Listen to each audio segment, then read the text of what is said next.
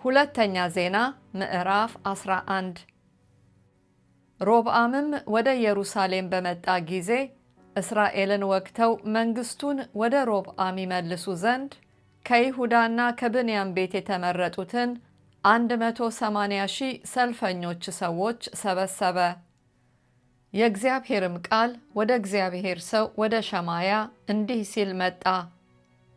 ለይሁዳ ንጉሥ ለሰለሞን ልጅ ለሮብዓም በይሁዳና በብንያምም ላሉት ለእስራኤል ሁሉ እግዚአብሔር እንዲህ ይላል፣ ይህ ነገር ከኔ ዘንድ ነውና አትውጡ፣ ወንድሞቻችሁንም አትውጉ፣ እያንዳንዱም ወደ ቤቱ ይመለስ ብለህ ንገራቸው። የእግዚአብሔርንም ቃል ሰሙ፣ በኢዮርብዓምም ላይ ከመሄድ ተመለሱ። ሮብዓምም በኢየሩሳሌም ተቀመጠ፣ በይሁዳም የተመሸጉትን ከተሞች ሠራ። በይሁዳና በብንያም ያሉትንም የተመሸጉትን ከተሞች ቤተልሔምን፣ ኤጣምን፣ ቴቁሔን፣ ቤትጹርን፣ ሶኮን፣ አዶላምን፣ ጌትን፣ መሪሳን፣ ዜፍን፣ አዶራይምን፣ ለኪሶን፣ አዜቃን፣ ጾርዓን፣ ኤሎንን፣ ኬብሮንን ሠራ።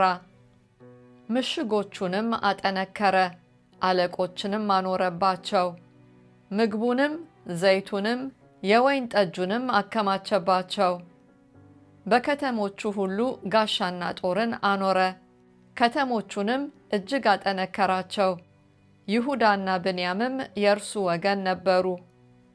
በእስራኤልም ሁሉ ዘንድ የነበሩ ካህናትና ሌዋውያን ከየአገራቸው ሁሉ ወደ እርሱ መጡ።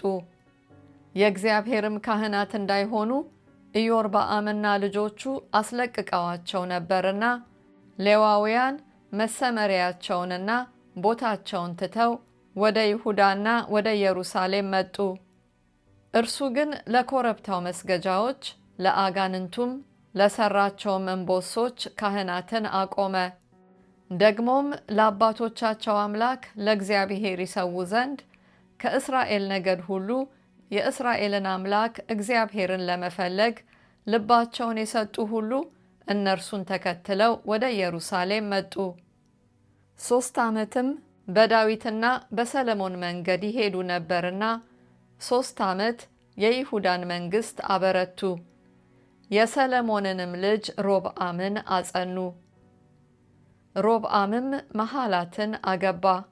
አባቷ የዳዊት ልጅ ኢያሪሙት ነበረ።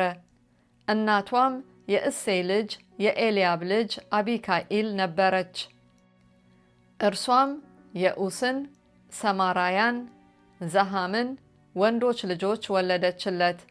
ከእርሷም በኋላ የአቤሴሎምን ልጅ መዓካን አገባ። እርሷም አቢያን፣ አታይን፣ ዚዛን፣ ሰሎሚትን ወለደችለት። ሮብዓምም ከሚስቶቹና ከቁባቶቹ ሁሉ ይልቅ የአቤሴሎምን ልጅ መዓካን ወደደ።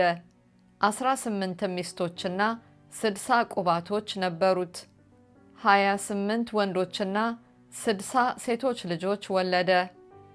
ሮብዓምም ንጉሥ ያደርገው ዘንድ አስቧልና የመዓካን ልጅ አቢያን በወንድሞቹ ላይ አለቃ አድርጎ ሾመው። ተጠበበም። ልጆቹንም ሁሉ በይሁዳና በብንያም አገር ሁሉ በምሽጉ ከተሞች ሁሉ ከፋፈላቸው። ብዙም ምግብ ሰጣቸው፣ ብዙም ሚስቶች ፈለገላቸው።